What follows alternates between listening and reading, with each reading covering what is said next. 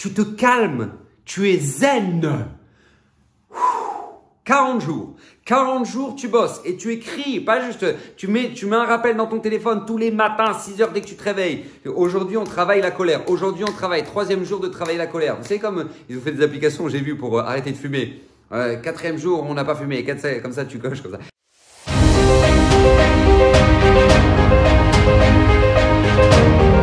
Alors, Bezrat Hashem Ezra Shmushon de cette semaine est dédié pour l'élévation de l'âme de Stéphane Yair Masoud Ben Avraham. Et j'aimerais en profiter pour vous apporter un Zera Shimshon absolument magnifique qui sera source d'encouragement de manière incroyable dans n'importe quel travail que vous allez décider de faire sur vous-même. Et je le répète, vous le savez, on ne peut pas vivre une vie épanouie, une vie heureuse si jamais maintenant nous ne faisons pas un travail sur nous-mêmes. C'est une évidence. Vous savez, la Mishnah dans Pirkei Avot, lorsqu'elle nous dit que Shloshat Dvarim Motzim et Adam min haolam, il y a 3 choses qui sortent l'homme de ce monde. Ça veut dire quoi, qui sortent l'homme de ce monde? C'est pas qu'elle ça l'éjecte en dehors de la planète, non. C'est que ça te fait sortir du monde qu'Akadosh Baruch Hu t'a préparé. Ta famille, ta parnassa, ta communauté, etc. Hachem t'a créé un monde pour que tu puisses évoluer, pour que tu puisses te construire, pour que tu puisses être épanoui, pour que tu puisses avoir la simcha dans ta vie. Et il y a 3 choses qui sortent l'homme de ce monde-là, qui lui font perdre complètement la réalité et le bonheur qu'il pourrait avoir si jamais maintenant il en était conscient. C'est la kina, la ta'ava et la kavod. La kina, la jalousie, la ta'ava, les désirs, la recherche des désirs, et le kavod, l'orgueil. Pourquoi? Parce qu'une personne qui est jalouse, c'est une personne qui est absolument incapable de dire merci sur ce qu'elle a. Waouh, quelle chance j'ai d'avoir cette femme. Waouh, quelle chance j'ai d'avoir ces enfants. Waouh, quelle chance j'ai d'avoir cette maison-là et d'habiter dans ce quartier, dans cette communauté. Pourquoi? Parce qu'elle est sans arrêt en train de regarder ce que les autres ont et que lui n'a pas. Donc, forcément qu'il va souffrir. Parce que lui va se dire, mais attends, mais je comprends pas pourquoi lui il a ça, hein? Pourquoi lui il a pas ça, c'est Béchéfa et moi je galère, hein? Et pourquoi lui il a une femme qui est gentille, qui a des bonnes midotes et moi j'ai une grande nerveuse? Pourquoi? Donc il va passer sa vie à en fait être malheureux de ce qu'il a reçu parce qu'il est en train de regarder les autres. Donc ça le sort de son monde. Pareil, la recherche des désirs. Une personne qui est dans la recherche des désirs sans arrêt, c'est une personne forcément qui sera malheureuse dans sa vie parce qu'elle sera frustrée. C'est ça d'ailleurs tout le principe des drogues. Pourquoi la cigarette, pourquoi le cannabis, pourquoi ça a tel impact? Parce que c'est ce qu'on appelle justement une drogue. Tu recherches un bien-être et tu as besoin de ce bien-être. Et si jamais tu ne l'as pas, eh ben forcément, ça va être les difficultés, ça va être le mal-être, ça va être la frustration.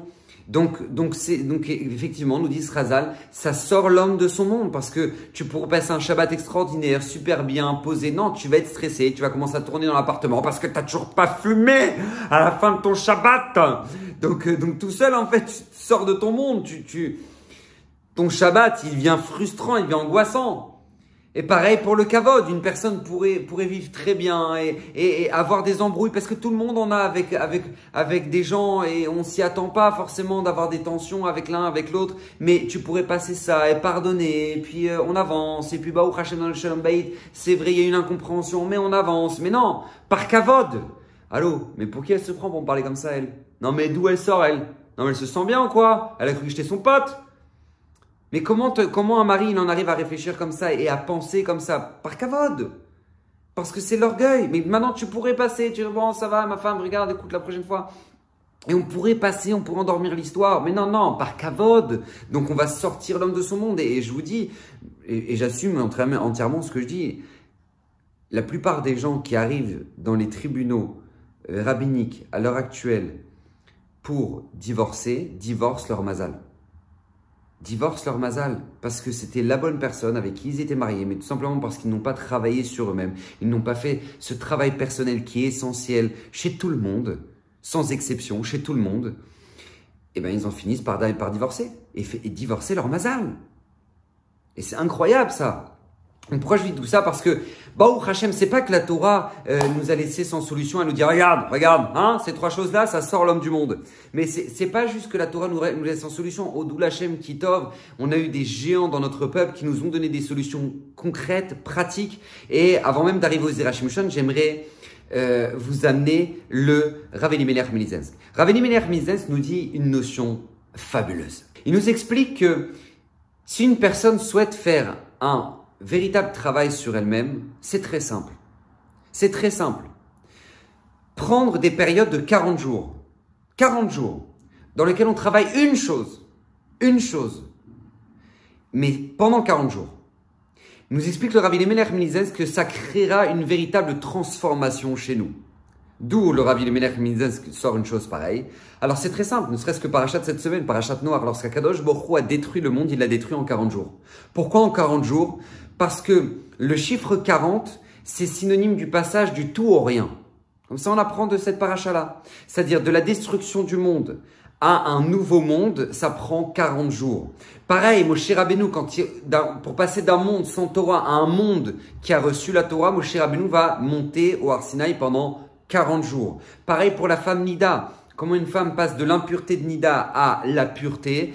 Elle doit se tremper dans un mikvé qui a minimum 40 CA. D'accord, le chiffre 40 est toujours d'un peuple, par exemple. Quand est-ce qu'on est passé d'un peuple qui n'avons pas la Emouna à un peuple qui avons acquis la Emouna? Ça a pris 40 jours. 40 jours, excusez-moi.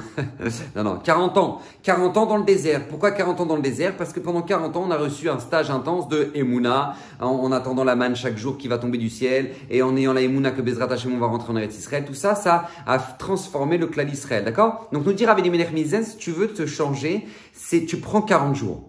Tu veux travailler ta colère, pendant 40 jours, tu travailles ta colère. Tu te calmes, tu es zen. 40 jours.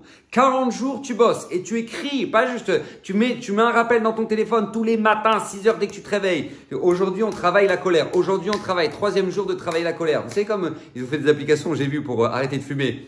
4e jour, on n'a pas fumé. Comme ça, tu coches comme ça. Et bien, faites la même chose. Faites la même chose avec la colère. 40 jours où je travaille la colère, ça, pendant 40 jours. Ça, il dit, Rav Elimelech, c'est un exemple incroyable, par exemple. Il dit, quelqu'un qui a une vous savez, une gêne maladive. Il y a des gens comme ça, ils sont très gênés, ils sont très discrets comme ça, ils sont très gênés, très discrets, très. Alors il dit le Rav Elimelech Milizensk, et ben pendant 40 jours ils doivent travailler là-dessus. Comment? Et ben quand ils montent à la Torah, ils font une bracha forte. Baruch Ata Hashem Elokeinu Melech Haolam Asher Bachar Banu Mikolam. Tu fais la bracha forte, tu deviens chazan, tu parles, tu fais la tefila pour tout le tzibour. Pourquoi? À travers ça, tu travailles pendant 40 jours cette notion-là pour arrêter d'avoir cette gêne, cette discrétion qui te rend malheureux. Et dans tout, il te dit ça, dans tout. Si tu veux travailler ton shalom bayit, ce qui est pour moi un véritable carnage à l'heure actuelle dans les shalom bayit, c'est la chariade. La chariade, les gens se charrient. Mari, femme, mais cette chariade, ça détruit un couple. Ça détruit un couple. Un mari qui dit, dis-moi, attends, j'ai pas compris. C'est un gratin que t'as laissé dans le four depuis hier, là, t'as vu quoi, il est brûlé, quoi. Mais comment tu peux dire ça à ta femme? Comment c'est possible que tu sortes un exemple pareil? Comment c'est possible que tu puisses dire ça? Ou une femme qui dit, dis-moi, tes chaussettes, tu les changes tous les 40 jours? C'est une chariade. On ne charrie pas son conjoint. Jamais. Jamais. Parce que le conjoint, c'est Kodesh Kodashim. Le couple, c'est l'essentiel dans notre maison. C'est l'essentiel, c'est la base, avant l'éducation des enfants.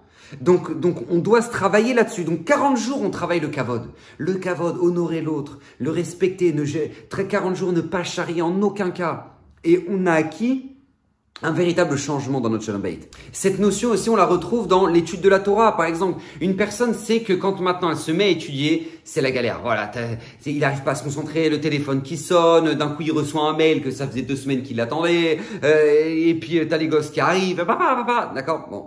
Nous dit Rav Elimelech Milizensk, pendant 40 jours, tu travailles ton sérieux dans ton étude. Tu t'assois une demi-heure, tu t'assois 1 heure par jour pour étudier. Et ben, quand tu t'assois. C'est-à-dire que ton téléphone, tu le mets à l'autre bout de la maison. À l'autre bout de la maison. Pour pas qu'il t'entende ding, ding, ding, ding toutes les 2 minutes. Non. Tu le mets à l'autre bout de la maison. Tu t'achètes à 1 euro des boules caisses à la pharmacie et tu les mets dans tes oreilles. Et tu es concentré. Tu fais ça 40 jours. Tu verras une véritable transformation dans ton étude de la Torah. Et justement, j'aimerais enchaîner avec un magnifique Zera Shimshon qui s'ajoute tellement bien sur ce Rav Elimelech Milizensk qui nous dit combien cette notion est importante et combien le changement va être puissant. Parce que on pourrait croire que quand on fait ce travail-là pendant 40 jours, on verra un petit changement. Nous dit le Zera Shimshon, c'est pas juste un petit changement que tu verras. Tu verras une révolution. Parce que vous savez, le travail que vous allez faire le 30e jour, ou le 35e jour, ou le 39e jour, n'aura rien à voir avec le travail que vous avez fait le premier, le deuxième, le troisième, le quatrième jour. Pourquoi? Parce que c'est pas une évolution continue, c'est exponentiel. C'est pas juste une évolution où voilà chaque jour tu as fait un petit travail. Non, non, c'est exponentiel. Et il explique les Zera Shimshon pourquoi. Il donne l'exemple de l'étude de la Torah, par exemple. Vous êtes d'accord avec moi qu'une personne qui étudie la première fois sa première étude, eh ben cette personne-là, vous êtes tous d'accord avec moi, qu'elle va essayer de passer son heure à acquérir des notions, à essayer de comprendre de quoi on parle, d'accord, s'arrêter sur des petits détails, sur des choses sur lesquelles maintenant il y a un blocage.